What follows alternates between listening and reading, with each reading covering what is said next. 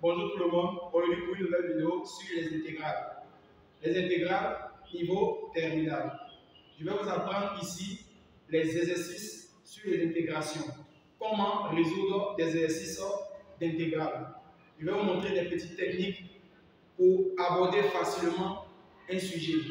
Si vous connaissez les primitives, automatiquement vous allez trouver les intégrations.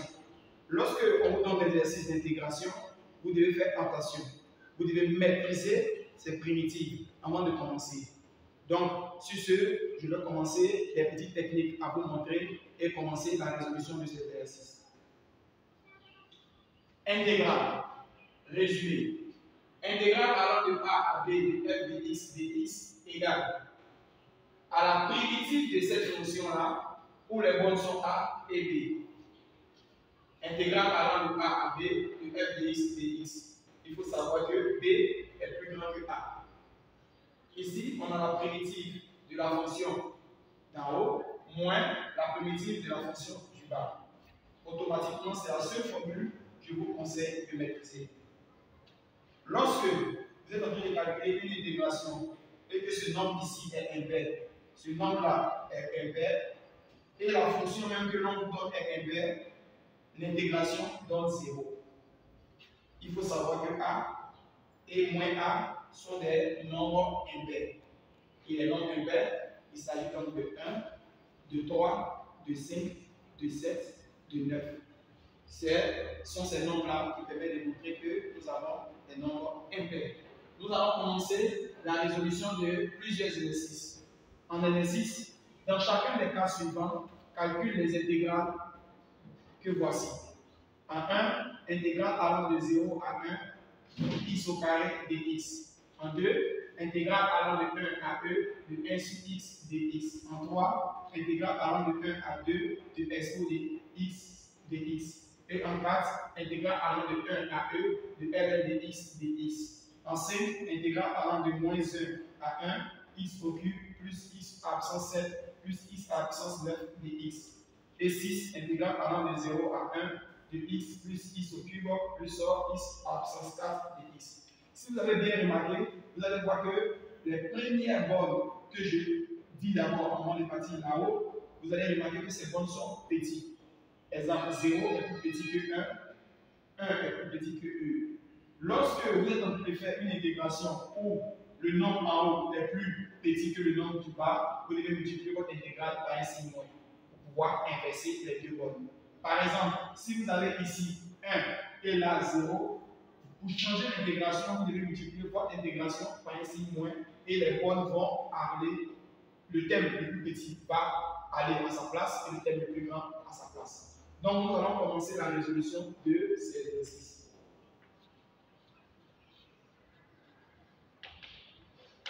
Le premier cas, nous avons intégrale allant de 0 à 1 de x au carré dx. Comment faire une intégration? Très facile. Il faut connaître ces primitives. Nous allons revenir ici les fonctions que nous allons chercher les primitives. Si une fonction porte le nom de x au carré, quelle est donc sa primitive? Conseil, sa primitive est égale à 1 sur 3x au cube. Voici la primitive de cette fonction. Sur quelle formule je me suis basé pour donner cette propriété-là? Si vous avez f de x qui est égal à x à la puissance n, la primitive est donc 1 sur n plus 1 x n plus 1. Voici ce que l'on a utilisé pour obtenir 1 tiers de x au cube. Nous allons trouver notre primitive. Intégrale allant de 0 à 1 de x au carré de x a pour primitive 1 tiers de x au cube et les bornes sont 0 et 1. Lorsque vous avez cette information, vous devez remplacer le x par 1, comme la formule l'a dit. Vous allez venir en mettant 1 tiers et vous remplacez le x par 1. Ça serait 1 au cube, moins 1 tiers et encore vous remplacez le x par 0. 0 fois 1 tiers me donne 0, il va rester donc 1 tiers, car 1 au cube fait toujours 1. Finalité, nous obtenons 1 tiers. Donc l'intégrale allant de 0 à 1 de x au carré de x est égale à 1 tiers. Nous allons faire le cas numéro 2.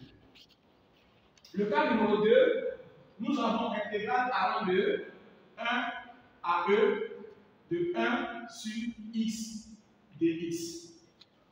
Vous devez savoir que si une fonction porte le nom de 1 sur x, quelle est donc la primitive de cette fonction? Vous allez remarquer que l'on note f de x, grand F de x, la primitive de petit f. Et quel est l'élément que l'on dérive pour avoir 1 sur x? L'on dérive en réalité ln de x. Lorsque vous dérivez ln de x, vous obtenez 1 sur x. Ce qui sous-entend que la dérivée de f plus de x est égale à ln de x. C'est ln de x que l'on dérive pour avoir 1 sur x. Ce qui sous-entend que f de x a pour primitive ln de x. Vous allez venir à la ligne intégrale allant de 1 à e de 1 sur x de x est bel et bien égale à ln de x où les bornes sont 1 et e. Nous avons remplacé 1 sur x par sa primitive. Et c'est ln de x que l'on dérive pour avoir 1 sur x. Vous allez remplacer les x par le terme du haut. On obtient ln de e moins, forcément que la propriété nous dit, ln est remplacé le x par 1. Or, vous devez savoir que ln de e à l'aide de la calculatrice, vous obtenez 1. C'est comme ça, ln de 1, vous obtenez à l'aide de la calculatrice 0. Vous remplacez les deux écritures par leur valeur, vous obtenez par la suite intégrale allant de 1 à e de 1 sur x dx est bel et bien égal à 1 moins 0. Finalement, vous obtenez comme calcul 1. Vous dites que l'intégrale allant de 1 à e de 1 sur x dx nous donne effectivement notre valeur qui donne 1. Nous allons procéder par le cas numéro 3.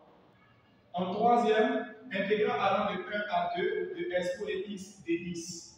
Comment procéder? Très simple. Si une fonction porte le nom de s pour x, quelle est donc sa primitive? Sachez bien que expo a sa primitive qui est toujours expo de x. Ça veut dire, lorsque vous dérivez expo, vous tombez toujours sur expo. Donc, la primitive de expo est donc expo. On a intégrale allant de 1 à 2 de expo de x dx est égale à expo de x où les bornes sont 1 et 2. Vous allez remplacer tous les x par 2 et après remplacer tous les x par 1. Comment procéder? Vous allez faire expo de 2, ça veut dire remplacer le x par 2, moins expo, vous allez remplacer le x aussi par 1. La soustraction qui vient au milieu, c'est la propriété que l'on vous a demandé d'utiliser. F de B moins F de A. On obtient par la suite expo de 2 et cette écriture moins E. L'on vient de trouver l'écriture finale. Si vous voulez mettre E en facteur commun, vous allez donc dire qu'on a E crochet de E moins 1. De telle en sorte que si cette écriture développe, cette écriture on obtient 1 au carré, cette écriture développe, on obtient 1. Finalement, intégrale allant de 1 à 2 de expo de x dx est bel et bien égal à E crochet de expo moins 1. Nous allons passer au cas numéro 4. Le cas numéro 4 est l'intégrale allant de 1 à e de ln de x dx. Si une fonction porte le nom de f de x qui est égal à ln de x, quelle est donc sa primitive? Sachez bien que la primitive de ln de x est égale à x ln de x moins x. Ça, c'est un secret que je vous donne.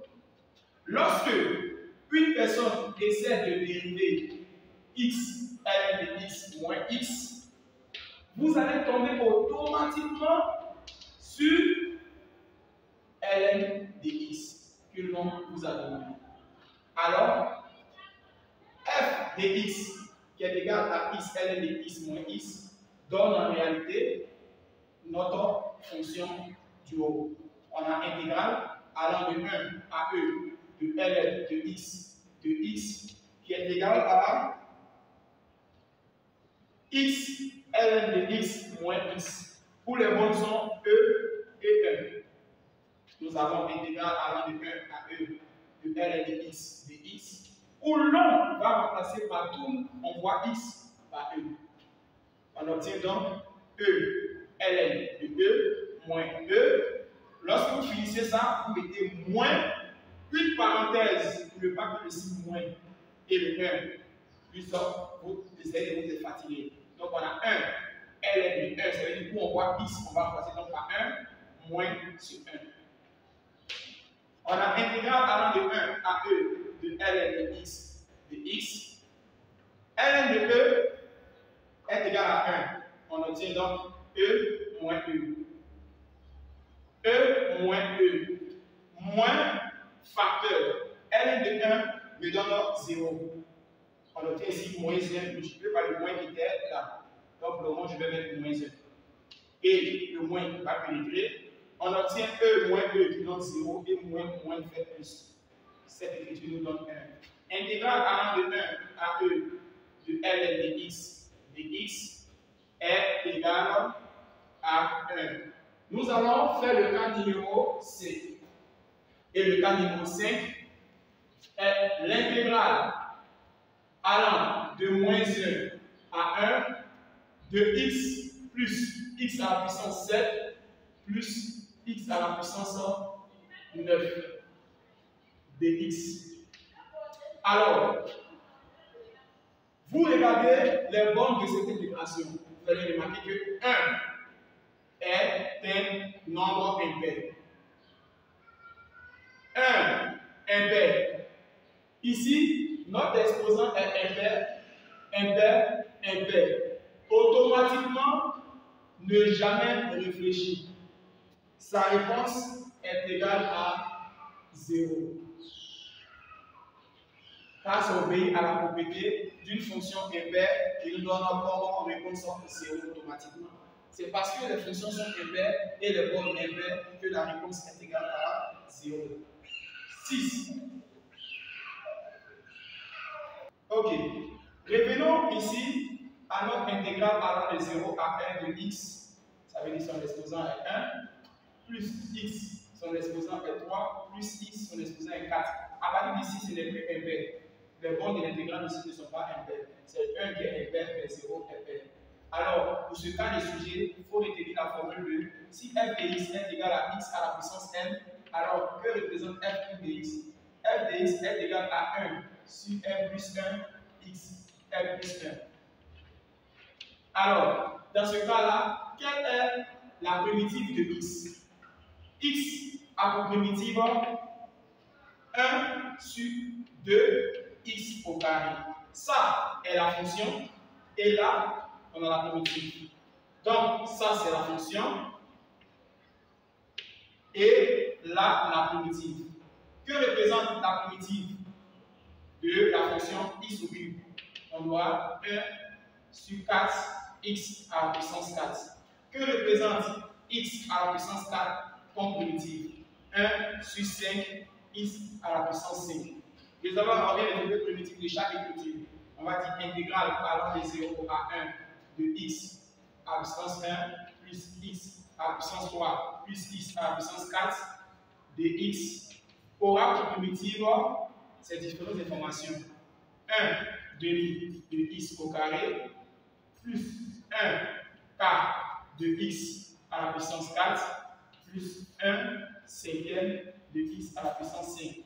Où les bornes seront notées 1 et 0. Nous allons donc remplacer tous les x par 1, puis après remplacer tous les x par 0. On aura donc 1 demi de 1 au carré plus 1 quart de 1 à la puissance 4 plus 1 cinquième de 1 à la puissance 5. Étant donné que l'on va remplacer tous les x par 0, on aura 0, 0 et 0. Avec la soustraction, ça fait moins 0. Moins 0 donne toujours 0.